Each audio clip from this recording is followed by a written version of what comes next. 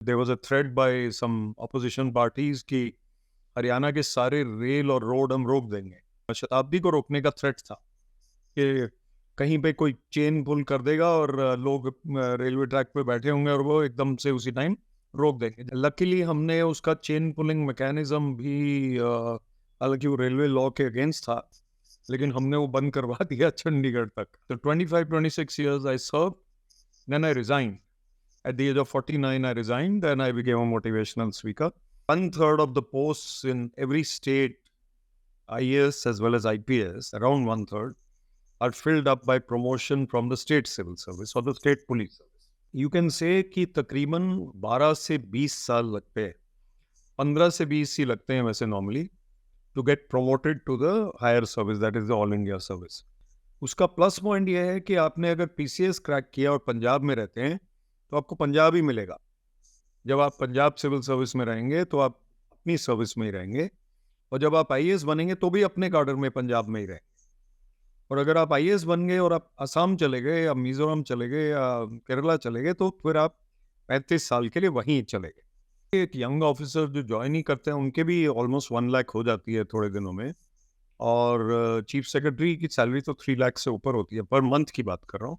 और normal IAS senior officer जैसे मेरी थी अराउंड 2 lakhs की थी when I left the service. Of course, if you compare with a CEO of a corporate company, so there is no comparison. But then the power, the status, the work that you do for the society, so salary is adequate. It's not bountiful. It is adequate. It is very difficult to prepare for UPSC and do a job at the same time. Posting obviously political prerogative है.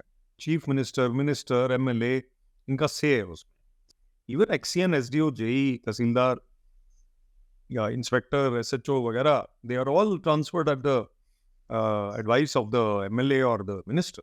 I think investment in the private sector is a right idea. और tourism जैसा sector जो है वो feel good sector है और वो services sector है, और India is good at services.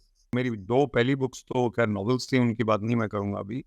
I'll talk about the third one, which is finding success within. उसमें मेन टॉपिक जो है वो माइंड का है। माइंड को कैसे हम कॉन्कर करते हैं, उसके नेगेटिविटीज को। मैं क्यों ऐसे वीडियोस बना रहा हूँ, क्या पर्पस है मेरा। सी कोरा पे एंड यूट्यूब पे I get many questions. I want to spread awareness.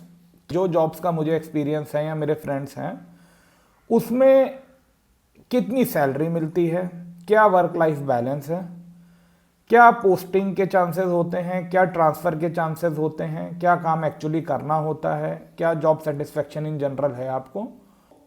It will give you some insights to take a call कि क्या आपको इस एग्जामिनेशन की तैयारी करनी चाहिए कि नहीं करनी चाहिए। So, sir, first of all, welcome to my YouTube channel and thanks for accepting the invitation.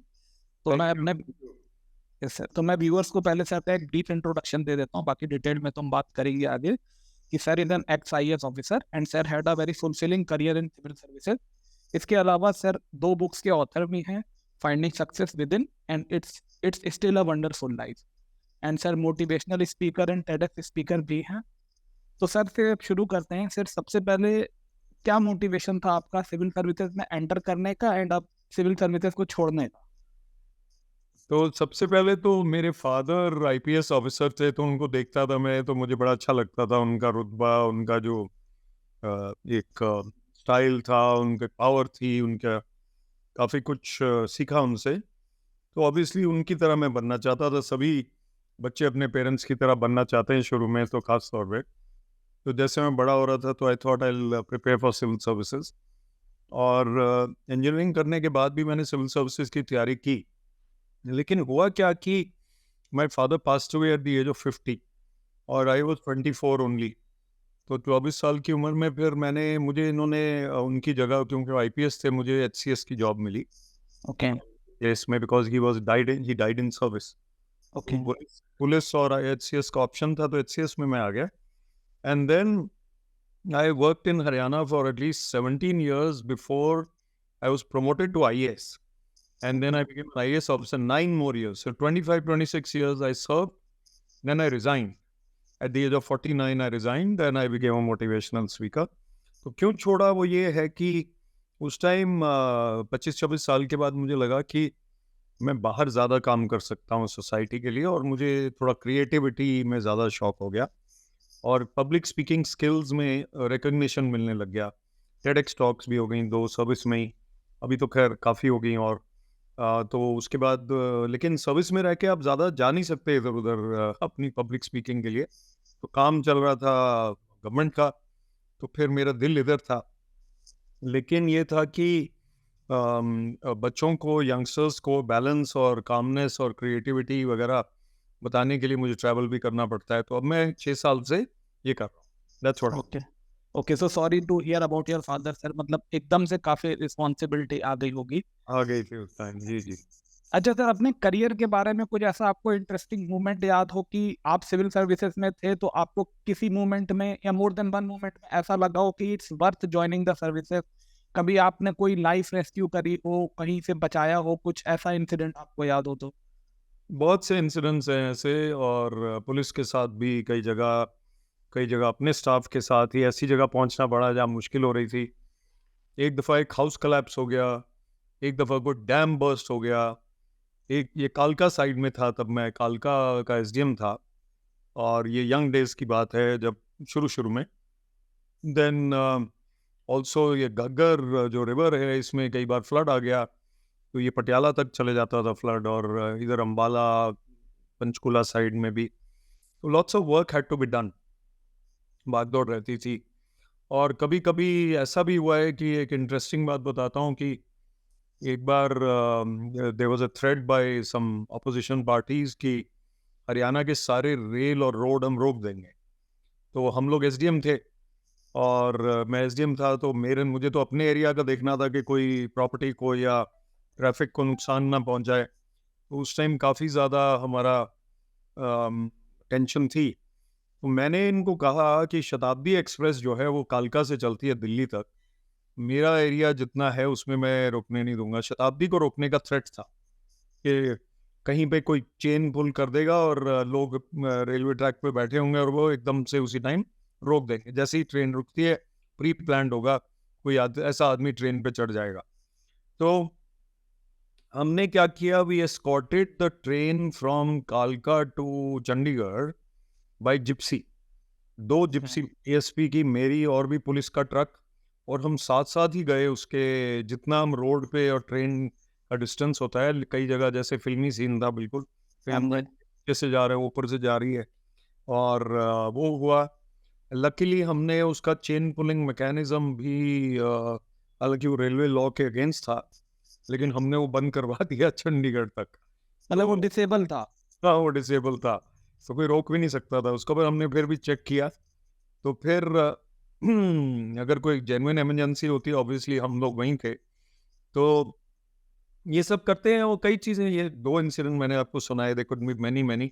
और ज़्यादातर काम जो सिविल सर्विसेज का होता है वो होता है policy implementation, public dealing, file work, meetings, और पॉलिसी प्लान भी करना, आगे सरकार के लिए कुछ इनपुट्स देना, प्रपोजल देना। तो कई चीज़ें होती हैं। अच्छा सर, जैसे आपने स्टेट सिविल सर्विसेज से ज्वाइन किया था, तो स्टेट सिविल सर्विसेज से ज्वाइन करने में और यूपीएससी से ज्वाइन करने में कितना फर्क रहता है? मतलब कितने टाइम में, आप जैसे बताए आपने ज्वाइन कर लिया था कुछ टाइम में प्रमोट होके, तो in general on an average कितना टाइम लगता है और कितना डिफरेंस रहता है फिर प्रमोशन का और बाकी करियर एस्पेक्ट में? ये बड़ा अच्छा सवाल है, बिल्कुल कई लोगों को इसका पता नहीं होता है। तो 1/3 of the post in every state, IAS as well as IPS, around 1/3 are filled up by promotion from the state civil service or the state police service. तो जैसे HCS, PCS, HAS, RAS, ये सब state administrative या civil service हैं, और Haryana police service भी है, DSP तक आ जाते हैं उसमें।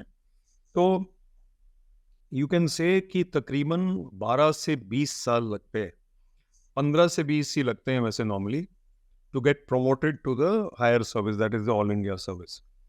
उसका प्लस पॉइंट ये है कि आपने अगर PCS क्रैक किया और पंजाब में रहते हैं तो आपको पंजाब ही मिलेगा।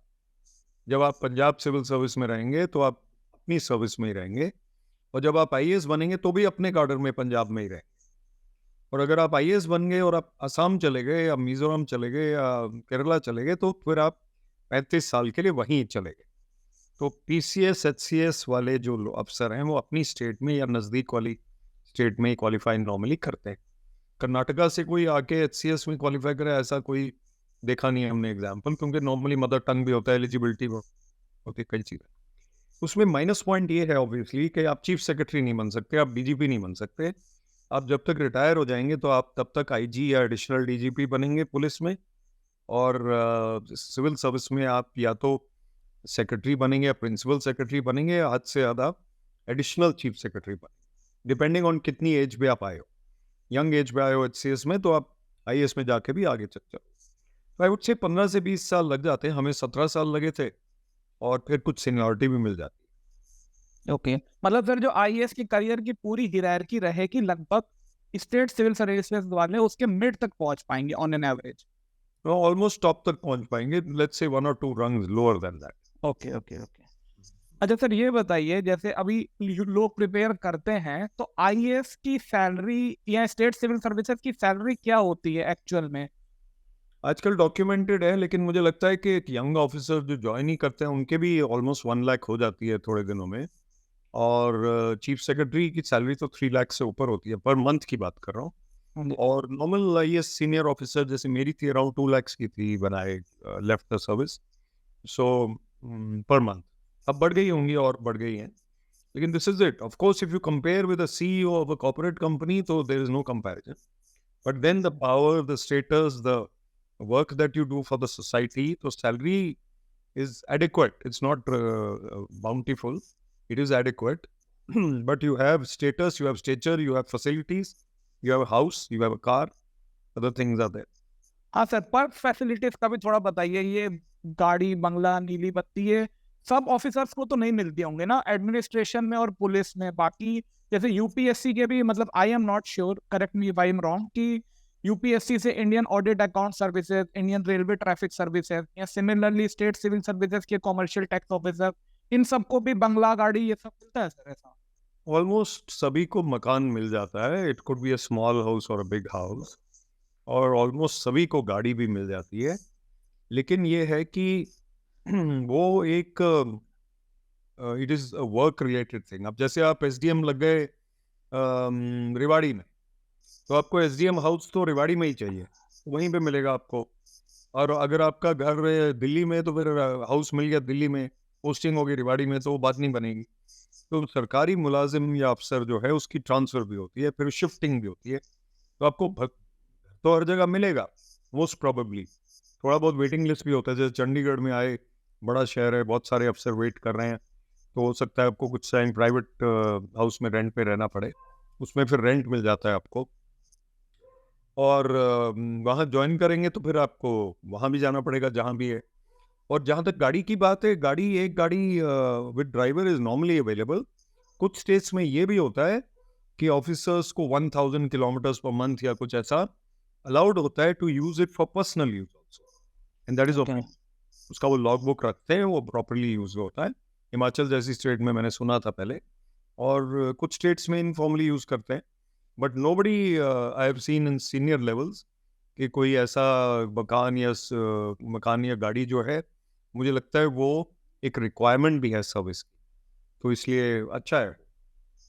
अच्छा sir promotion hierarchy state civil services की क्या है? जैसे मान लीजिए एसडीएम इनिशियली अपॉइंट होते हैं, यूपीएससी वाले भी पीसीएस वाले भी, तो मतलब प्रमोशन हिरार्की सेम है, एसडीएम के बाद डीएम ही बनेंगे, बट स्टेट सिविल सर्विसेज में टाइम ज्यादा लगता है ना, या हिरार्की में बीच में और भी कुछ पोस्ट्स हैं?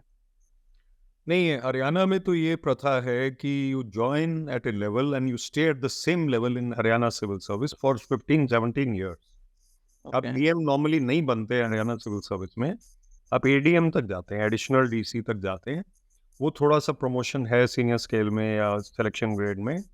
लेकिन normally you remain like SDM और सिटी मैजिस्ट्रेट और जीएम रोडवेज और additional director education, these are all parity post, एक जैसी पोस्ट है, एक ही लेवल की पोस्ट है। ये हो सकता है कि आप एडिशनल डीसी बन गए और आप verge of promotion to IAS हैं, तो आपकी होने वाली है प्रमोशन टू आईएएस और आपको डीसी लगा दिया गया, और आपकी प्रमोशन भी उसी दौरान हो गई, 1-2 महीने 6 महीने बाद, ऐसा भी हो जाता है। But deputy commissioners are normally from the IAS, and the DM and DC, whatever. SSP also of a district in the police is normally from the IPS, either promoted from state police or that. Okay अच्छा sir, ये बताइए, इतना craze है government job का, मतलब ऐसे कई example हैं, लोग 8-8 9 9 साल तैयारी कर रहे हैं। इवन मुझे कोरा पे, यूट्यूब पे ऐसे कई क्वेरीज आते हैं कि सर मैंने 6-8 साल दे दिए इस प्रिपरेशन पे, नाउ मेरे पास कुछ है नहीं अब करियर ऑप्शन। और सर स्पेशली हमारे नॉर्थ इंडिया की बेल्ट में, मतलब मैं यूपी से हूँ, यूपी में बहुत क्रेज है, हरियाणा में, बिहार में। हरियाणा का मेरा फ्लैटमेट था सर बॉम्बे में, तो मतलब वो LNT में वर्किंग था, उसने इवन इंटरव्यू दिया था, बट उसने बैकअप के लिए अपना LNT में जॉब कर रहा था। बट सर ये कितना सही है कि बिना जॉब के 6-8 साल तैयारी करना, और क्यों ऐसा माइंडसेट है, मतलब ये सही है कि नहीं?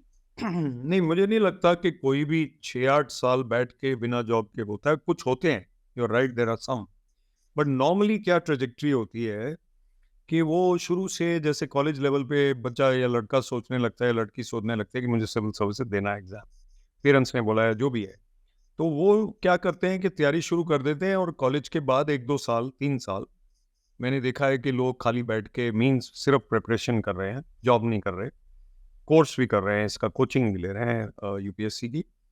कुछ लोग हो सकता है 6-6 साल भी करते हो ये, but I don't think it's a good idea. और मेरे कई टॉक्स हैं, वीडियोस हैं इस पे कि आप प्लान बी पे अपना जोर दो। तो प्लान ए अगर आपका यूपीएससी है कि मुझे आईएएस में आना है या किसी भी सर्विस में आना है, तो प्लान बी आपका जो वो साइकोलॉजी आपने पढ़ी हुई है, उस पर आप लेक्चरर बने, प्रोफेसर बने, ट्यूशन लें, प्रैक्टिस करें। तो you should do that at the same time. It is very difficult to prepare for UPSC and do a job at the same time, but it has to be done. There is no doubt. वो 6 chance आपके पास इसलिए नहीं है कि आप खाली बैठ के दो, वो 6-5 चांस इसलिए हैं कि आपको जॉब भी करनी है साथ में, तो आप पूरा नहीं पढ़ पाओगे। तो आपको 6 चांस है, जॉब भी करो, तैयारी भी करो, जॉब भी करो, तैयारी भी करो। Of course you can take a lighter job if necessary. और जब आपका प्रीलिम्स क्लियर हो गया, मेंस की तैयारी है 4 महीने, तो मान लो 4 महीने, तो उस 4 महीने में कोई छुट्टी ले ली, कोई लाइटर कुछ हो गया, कोई रिक्वेस्ट कर ली, मेन का क्लियर हो गया, तो फिर इंटरव्यू की तैयारी है। उसमें you don't need a full break. Interview personality test के लिए आप जॉब के साथ साथ भी तैयारी कर सकते हैं। वो क्लियर हो गया तो फिर आप देख लो क्या करना है। तो I think plan B is very important, and we know the large percentage of people who appear and very few percentage succeed. So we must really be practical होना पड़ेगा। तो सर कितने साल dedicated preparation on an average एक आदमी को करना चाहिए? 2-3 साल या प्लस माइनस करना चाहिए? ये लगता है 1-2 साल, 1 या 2 साल डेडिकेटेड अगर आप करना चाहते हैं, तो ब्रेक लेके 1 साल या 2 साल आप कर लीजिए। उसके बाद क्या होता है अमनदीप, कि अगर आपने 2 साल में क्लियर नहीं किया मान लो, तो आपका कॉन्फिडेंस लेवल थोड़ा सा कम हो जाता है। उसके बाद आप अगर जॉब नहीं करेंगे, तो फैमिली का भी कॉन्फिडेंस लेवल कम हो जाता है, तो फिर एक विशियस सर्कल में पड़ जाते हैं। हम जितना परफॉर्मेंस कर सकते थे वो भी नहीं कर पाएंगे, तो फिर हमारा मेंटल स्टेट साइकोलॉजिकली डाउन हो जाता है, हम जॉब नहीं कर रहे होते हैं, और यहाँ पे हमारे चांसेस वैसे ही कम हो जाते हैं क्योंकि साइकोलॉजिकली हम down. I think after 1 or 2 years you should do your job, your chances will improve, क्योंकि आप जॉब कर रहे हैं, आपके अंदर मनोबल बढ़ेगा, कॉन्फिडेंस बढ़ेगा। और वो कहते हैं, कहावत है, हरकत में बरकत है। तो हरकत करेंगे तो कुछ होगा। तो जो एक्शन वाला बंदा है, एक और कहावत है कि अगर आपने कोई काम कराना है तो सबसे बिजी आदमी को दे दो, वो कर दे। जो खाली बैठा है वो नहीं कर पाएगा। बिजी होना मोमेंटम देता है, और फिर आप तैयारी भी करो साथ में। नहीं तो वही आपका हो सकता है, आपको लगे आप तैयारी कर रहे हैं बैठ के, बट वो साइकोलॉजिकल प्रेशर की वजह से आप और अंडर परफॉर्म करते जाएंगे। बिल्कुल। और आपके पास अगर एक लाइट जॉब भी है, कुछ सैलरी आ रही है, तो आपका मनोबल इतना हाई है कि आप 3 घंटे पढ़ रहे हैं, वो बढ़िया कर रहे हैं। और द प्लान भी, मतलब अपनी ग्रेजुएशन की डिग्री के हिसाब से मोस्टली लोगों को लेना चाहिए ना, बिल्कुल, कि आपका इंजीनियरिंग है कि बीए है, क्या है। बिल्कुल। और वो जो चूज करना है वो अपने एक्यूमन के हिसाब से चूज करना है, अपनी चॉइस के हिसाब से। कई लोग चूज करते हैं ग्रेजुएशन का सब्जेक्ट सिविल सर्विसेज के हिसाब से, जो कि अच्छा स्टेप नहीं है। मुझे अगर हिस्ट्री अच्छी लगती है और मैंने एंथ्रोपोलॉजी ले ली क्योंकि वो आईएएस में स्कोरिंग है, तो फिर मैं हिस्ट्री तो रह गई मेरी, और एंथ्रोपोलॉजी से भी मान लो नहीं हुआ, तो फिर यू आर स्टक। कहते हैं ना सर कि आपका ऑप्शनल सब्जेक्ट गर्लफ्रेंड की तरह होना चाहिए, आप उसके साथ स्टिक कर पाए, लॉयल रहें। ऐसा बिल्कुल लॉयल रहना चाहिए। तो ऐसा ही अच्छा सर, और सर प्रमोशन में एंड पोस्टिंग में सिविल सर्विसेज के मतलब जो ब्यूरोक्रेट्स हैं उसमें कितना पॉलिटिकल इंटरफेरेंस रहता है या सर एकदम नीट एंड क्लीन रहता है प्रमोशन एंड पोस्टिंग का? एंड प्रमोशन तो हो जाता है टाइम पे, unless somebody has a problem, कोई कंप्लेंट ज़्यादा है, कोई इंक्वायरी चल रही है, कोई चार्जशीट है, तब प्रॉब्लम होती है। प्रमोशन तो टाइम पे मोस्ट प्रॉब्लम 95% केसेस में हो जाता है। कई बार डिले हो जाता है बिकॉज ऑफ कोर्ट केसेस या कोई other things, other matters, seniority issues, वो अलग चीज़ है। But regarding the posting obviously political prerogative है। चीफ मिनिस्टर, एमएलए, इनका से है उसमें, सिविल सर्विसेज में खास तौर पे। इवन एक्सीएन, एसडीओ, जेई, तहसीलदार या इंस्पेक्टर, एसएचओ वगैरह, they are all transferred at the advice of the MLA और the minister. And chief secretary या पर्सनल डिपार्टमेंट के जो सेक्रेटरी हैं उनका ज़रूर इसमें एक अहम रोल होता है। वो बताते हैं कि ये जो अफसर है ये आईटी में अच्छे हैं, तो इनको वहाँ एग्रीकल्चर में हमें नहीं लगाना चाहिए, और वो मंत्री जी कह रहे हैं इनको एग्रीकल्चर में लगा दो। तो वहाँ पे थोड़ा डिस्कशन होता है और कई बार चीफ सेक्रेटरी की बात या अफसरों की बात मानी जाती है, अनलेस कि कोई ज़्यादा ही कोई अड़ा हुआ है।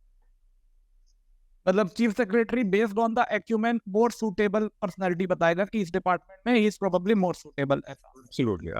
तो सर अगर posting chief secretary will also try कि स्टेबल टेन्योर हो, क्योंकि अफसरों को कभी कोई ये नहीं होता कि इसको बदल दो, इसको कर दो। वो भी नॉर्मली जो प्रॉब्लम किसी के साथ हो जाती है, पॉलिटिशियन के साथ, तभी होती है, लेकिन कई बार बिना वजह भी हो जाती है बदली। अभी मैं सैम बहादुर मूवी देख के आया था आज।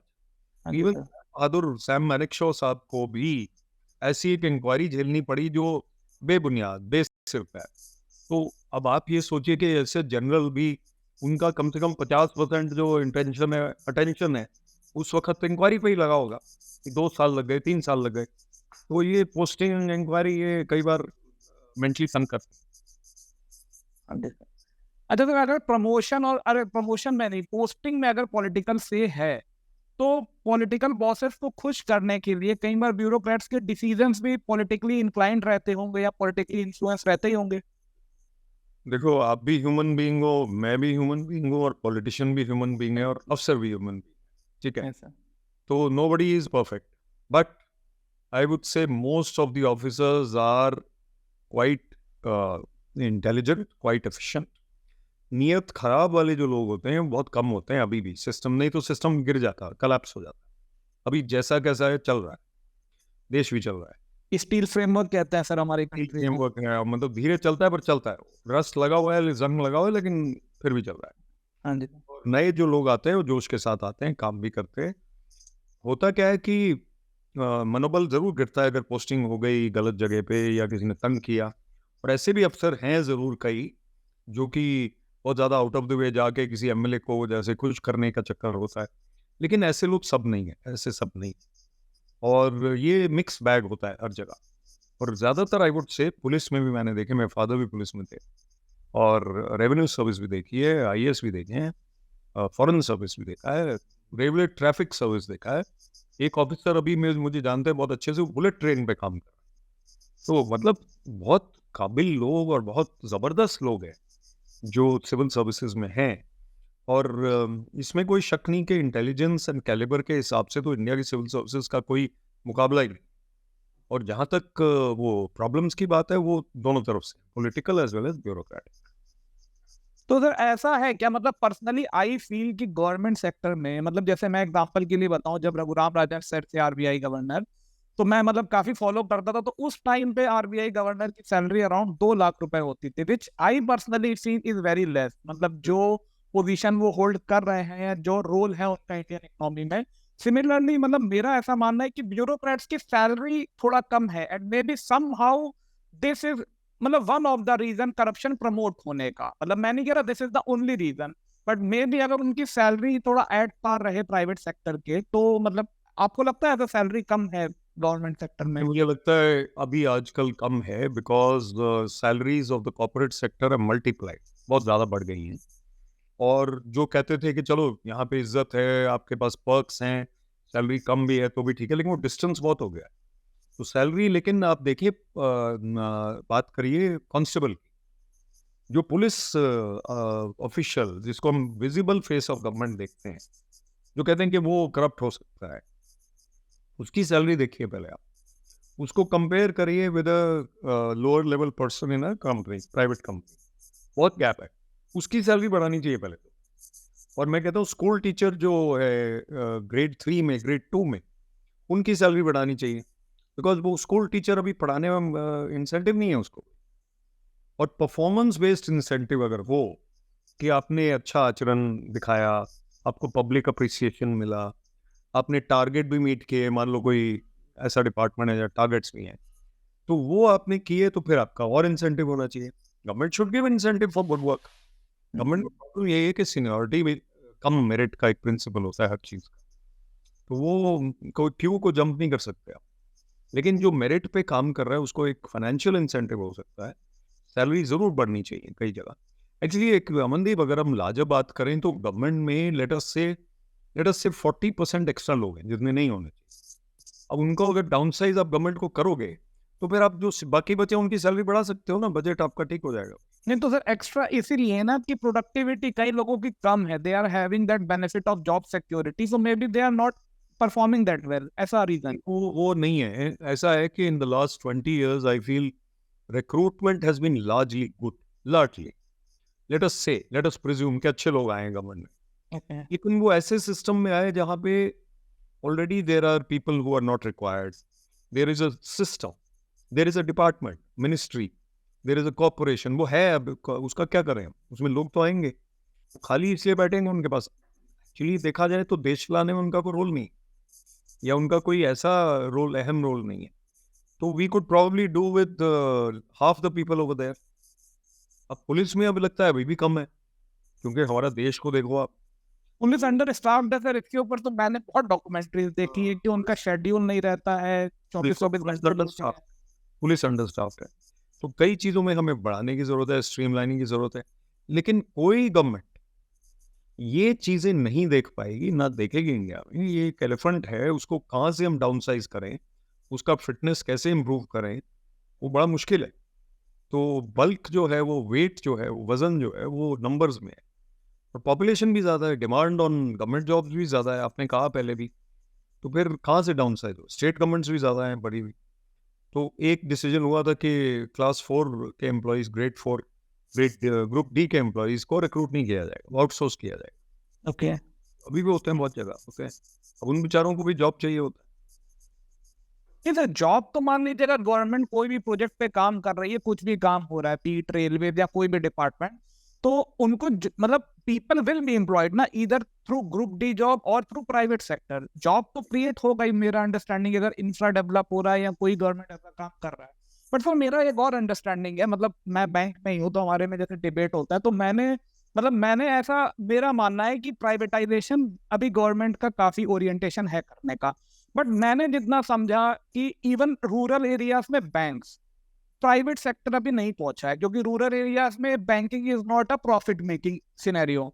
और सिमिलरली रेलवेज का सर मैं पढ़ता हूँ कि कई जगह रेलवेज लॉस मेकिंग है, बट गवर्नमेंट का काम क्योंकि इससे प्रॉफिट सेंट्रिक नहीं है, मतलब they have a social cause also, कि अगर उस जगह रेल ट्रेन नहीं जाएगी, भले एक डिब्बे में 10 लोग आ रहे हैं, लेकिन वो 10 लोगों को गवर्नमेंट इग्नोर नहीं कर सकती, बिजनेसमैन इग्नोर कर सकता है। तो सर प्राइवेटाइजेशन भी सही है क्या, या हमें सेलेक्टिव करना पड़ेगा? सेलेक्टिव करना पड़ेगा, आपने ठीक कहा, सेलेक्टिव करना पड़ेगा। और दूसरी बात ये कि आप एक 11 बंदों का पैनल बना दो, जिसमें आप और मैं भी आ जाए। मान लो गवर्नमेंट ने हमें लगा दिया कि आप पूरी गवर्नमेंट को देख के बताओ कि कहाँ पे डाउन साइजिंग हो सकती है, कहाँ पे राइट साइजिंग हो सकती है, कहाँ पे इंक्रीज करने की जरूरत है, कहाँ पे एफिशिएंसी कम है। तो हम आपको कम से कम 2 साल में कुछ तो रिपोर्ट दे देंगे ऐसी, जो लागू की जा सकती है गवर्नमेंट को। तो ऐसा विल पावर और ऐसा कई बार कमिटीज बनती भी हैं, लेकिन वो इम्प्लीमेंट नहीं होती हैं चीज़ें। तो ये मुश्किल भी है। We know what India is and how big it is. I know meetings in the cabinet etcetera and what happens. बहुत सारी चीज़ें होती हैं। India is a colossal country. Foreigner जो आता है वो यहाँ पे आउट ऑफ ब्रेथ हो जाता है। कई क्रिकेट टीम्स आती हैं, वो मैं देखता हूँ मैच इसलिए हार गए कि वो इतना शोर शराबा, इतने क्राउड ही नहीं संभाल पाए। वो फिर ऊपर से वो आगे सूर्य कुमार यादव खड़ा है या मोहम्मद शमी है, तो खेलोगे कैसे उसको? तो there are, India is a humongous country. तो इसको डाउन साइज करना, राइट साइज करना, बात तो कर रहे हैं बैठ के, लेकिन willpower, political will, then the right approach, then who understands the government and the whole of India also. ऐसे लोग भी तो चाहिए और उनकी नीयत भी होनी चाहिए. मुझे लगता है धीरे धीरे धीरे होगा, अभी नहीं, अभी टाइम लगेगा, but definitely India is working. India का जो भी है केओस किसी तरह चल रहा है, तो चल रहा है, तो कोई ना कोई कुछ तो ठीक हो रहा होगा. अच्छा सर, डेमोग्राफिक डिविडेंड हमारी कंट्री का इस टाइम बेस्ट है ग्लोबली, मतलब यूथ पॉपुलेशन बहुत ज्यादा है. So are we failing to utilise this demographic dividend? मतलब अपॉर्चुनिटीज ठीक है, थोड़ी इंक्रीज हुई हैं, पॉसिबली आईटी सेक्टर की ग्रोथ से, या सर्विस सेक्टर हमारा मेनली फुलफिलिंग है, BPO sector, IT sector, but still मतलब ऐसा भी है क्या सर जो हमारे यहाँ पे इतनी गवर्नमेंट जॉब की तैयारी का है, स्पेशली नॉर्थ इंडिया में भी, क्योंकि हमारे पास जॉब है ही नहीं, प्राइवेट जॉब, ऐसा मतलब यही रीजन होगा ना सर? मुझे लगता है कि इन्वेस्टमेंट नॉर्थ इंडिया में कम है जितना होना चाहिए प्राइवेट सेक्टर का. आप ठीक कह रहे हैं, साउथ में ज़्यादा. ईज ऑफ डूइंग बिजनेस एक चीज़ है, मैं डायरेक्टर इंडस्ट्रीज भी रहा हूँ. Ease of doing business improve होगा तो इन्वेस्टमेंट भी आएगा, फिर जॉब्स भी आएंगे, फिर यहाँ के जो लड़के लड़कियाँ हैं वो बाहर नहीं जाएंगे, गवर्नमेंट जॉब नहीं ढूंढेंगे. अभी भी आपको पता है कि पंजाब का लड़का जो है वो कनाडा जाना चाहता है, हरियाणा का लड़का जो है वो गवर्नमेंट जॉब में जाना चाहता है, लेकिन हरियाणा के भी अब बाहर जाने लगे कि उसमें चेष्टा में है, because jobs are limited. So I think investment in the private sector is a right idea, you are right. उसके लिए हमें माहौल बनाना पड़ेगा, हमें क्लाइमेट बनाना पड़ेगा, which is the economic climate, ease of doing business. उससे फिर कंपनीज आएंगी, बढ़ावा मिलेगा जॉब्स को. साउथ में अब देखिए चेन्नई में आईफोन बन रहे हैं. अभी जो फ्लड आया तो उन्होंने 2 दिन बंद कर दिया आईफोन बनने, लेकिन वो बन रहे हैं. तो अब यहाँ कोई हमें पंजाब, हरियाणा, हिमाचल में ऐसे टेक्नोलॉजी वाली चीज़ नहीं दिख रही और नंबर्स वाली. अच्छा, फिर दूसरा आप देखिए कि एग्रीकल्चर में around 70% of India's population is in agriculture, जबकि जीडीपी कंट्रीब्यूशन 18% या 15% है एग्रीकल्चर का. Yes sir. वो weaning away of that population to the services sector जो आपने कहा, या manufacturing. It's a big process, but I think the youth of India is the best. मैं तो as a motivational speaker engage करता हूँ, तो इंटेलिजेंट भी हैं और नेक भी हैं, इनकी प्योरिटी है, थॉट है, अच्छा है, साउथ से लेकर नॉर्थ तक. सिर्फ इनको एक माहौल चाहिए जिसमें ये मेरिट पे आए. मेरिट अगर अच्छा है तो उनको जॉब मिले जो चाहिए, और नहीं है तो फिर वो लोअर लेवल की मिले. तो basically we need to create the environment. और अभी ऐसा नहीं है, केओटिक नहीं है, थोड़ा बहुत कंट्रोल है, लेकिन यूथ को हमें सांत्वना देनी पड़ेगी. Don't be tense, there is enough space for it. And one good news is that India will hit a peak of population, I think in 2045 या 55 या जो भी है. उसके बाद हमारा स्टेबलाइज हो जाएगा. अब मान लीजिए हमारी पॉपुलेशन पहले ही 40% ज़्यादा है जितनी होनी चाहिए, पर अब उतने पे स्टेबल हो जाएगा. उतने पे स्टेबल हो जाएगा तो we will know what to do and how to. I think the youth of India only need guidance. क्योंकि सर मैंने देखा ना, मैं बॉम्बे पोस्टिंग रहा, हैदराबाद रहा, यहाँ पे उतना क्रेज नहीं है गवर्नमेंट जॉब का, क्योंकि people are having private opportunity. मतलब मेरा लॉन्ड्री वाला था सर बॉम्बे में, उसको बीसीए की ग्रेजुएशन के बाद 15-20 हजार की जॉब लग गई थी, जो हमारे यूपी में नहीं पॉसिबल है सर. वहाँ पे जॉब अपॉर्चुनिटीज बहुत कम है, और सर इसीलिए पॉसिबली ब्रेन ड्रेन है. I agree, there is a disparity and the whole country is not the same. तो बहुत ये तो इंडिया के तो हर स्टेट ही कंट्री की तरह है. डेफिनेटली एक यूरोपियन कंट्री गुड है. बिल्कुल बिल्कुल. और टूरिज्म का क्या रोल है फिर? मतलब स्पेशली मेडिकल टूरिज्म का मैं देखता हूँ कि इंडिया में सस्ता होता है इलाज, और टूरिज्म से भी हम काफी रिवेन्यू जनरेट कर सकते हैं, but I think we have not achieved that level. ऐसा क्यों सर? मैं डायरेक्टर टूरिज्म रहा हूँ और मुझे लगता है आपकी बात बिल्कुल ठीक है. बिकॉज व्हाट हैपन्स, सिंगापुर जैसी कंट्री में जो टूरिज्म आ रहा है वो पॉपुलेशन ऑफ सिंगापुर का डबल है. ऑफ कोर्स इंडिया की पॉपुलेशन का डबल तो नहीं आ सकता है यहाँ पे, लेकिन जितने टूरिस्ट आ रहे हैं, मान लीजिए 15 million tourist per annum India में आ रहे हैं, मान लीजिए 15 मिलियन फॉरेन टूरिस्ट को अगर हम 100 मिलियन कर दें तो भी इंडिया की पॉपुलेशन संभाल सकती है उसको. हमारी जॉब अपॉर्चुनिटीज देखिए, आप इकोनॉमिक बेनिफिट देखिए, इकोनॉमी में कितना इन्वेस्टमेंट आएगा, कितने आपको जॉब्स मिलेंगे. और टूरिज्म जैसा सेक्टर जो है वो फील गुड सेक्टर है और वो सर्विसेज सेक्टर है, और India is good at services. India में कोई वो हैवी यूनिट्स लग भी जाएं गाड़ियों के मैन्युफैक्चरिंग के, और तो ऑटोमेटेड यूनिट्स आजकल लगेंगे. The future is services. तो टूरिज्म जैसी कोई सर्विस ही नहीं है. और टूरिज्म सेक्टर में हमारे जो भी हमारी अतिथि देवो भव टाइप पॉलिसी रहती थी, और हम लोग वैसे ही वेलकमिंग एंड गुड पीपल हैं, तो टूरिज्म को हम 10 गुना अगर कर दें, and for that we need to do a couple of things. Number 1, perception of India is to improve. एक क्राइम की वजह से जो न्यूज़ आती है या 2 क्राइम की वजह से वो बहुत खराब हो जाती है. Secondly, drinking water and toilets. Only 2 things if you can improve: drinking water and toilets. Thirdly, infrastructure. Yes, roads, parking, lighting, and the kind of ease of access to the tourist places. And एक और add करूँगा is security. Security of tourists, ladies, etc. States like Goa and Kerala are far better in terms of tourist arrival. Even Rajasthan is doing well. Himachal is good. So all these tourism friendly states अच्छा कर रही हैं, उनका example लेके और states में भी, Madhya Pradesh, Chhattisgarh, Bihar, Jharkhand, UP, Haryana, Punjab, tourism can really develop in these.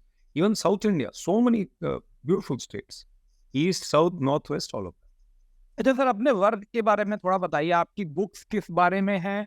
और आपका सर, मैं वो एक वीडियो देख रहा था, इमोशनल इंटेलिजेंस, मतलब I find it a very good topic, उसके बारे में थोड़ा अवेयर करिए, क्या है इमोशनल इंटेलिजेंस? नहीं, बड़ा अच्छा आपने बोला. मेरी बुक्स भी इसी लाइन में हैं. तो मेरी 2 पहली बुक्स तो खैर नॉवेल्स थी, उनकी बात नहीं मैं करूँगा अभी. I talk about the third one which is finding success with in. उसमें मेन टॉपिक जो है वो माइंड का है. माइंड को कैसे हम कॉन्कर करते हैं, उसके नेगेटिविटीज को. क्योंकि अल्टीमेटली आप चाहे डोनाल्ड ट्रंप बन जाओ, लेकिन डोनाल्ड ट्रंप खुश नहीं. वो रिचेस्ट भी है, पावरफुल भी है, प्रेसिडेंट भी रह लिए, खुश नहीं. मैं कहता हूँ Barack Obama is a more successful man than Donald Trump, because he has won the battle of the mind. He is a cheerful, happy person. So we have to find that. Emotional intelligence is controlling your negativities and letting your positivities go out. Respect for others, understanding yourself, understanding others. किस वक्त क्या बात करनी है और क्या बात नहीं करनी.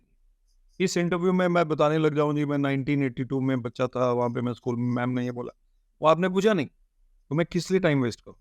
So many people are fixated in themselves. उनका जो बोलने का मन है वही बोलते हैं. कई लोग अपने आप को गाली देने से भी नहीं रोक पाते. लेडीज बैठी हैं, फैमिलीज बैठी हैं. So emotional intelligence is basically not losing your temper when you can control it. And losing temper is anyway counterproductive. इन चीज़ों पे मैं लिखता रहता हूँ. और मेरी 4th बुक जो है वो है it's still a wonderful life, जो पॉजिटिव बुक है, कोरोना के टाइम में आई, but it is 7 years of articles in the Hindustan Times, उसकी कंपाइलेशन है. और अभी और मैंने लिख दिए हैं काफ़ी, वो भी आएगी.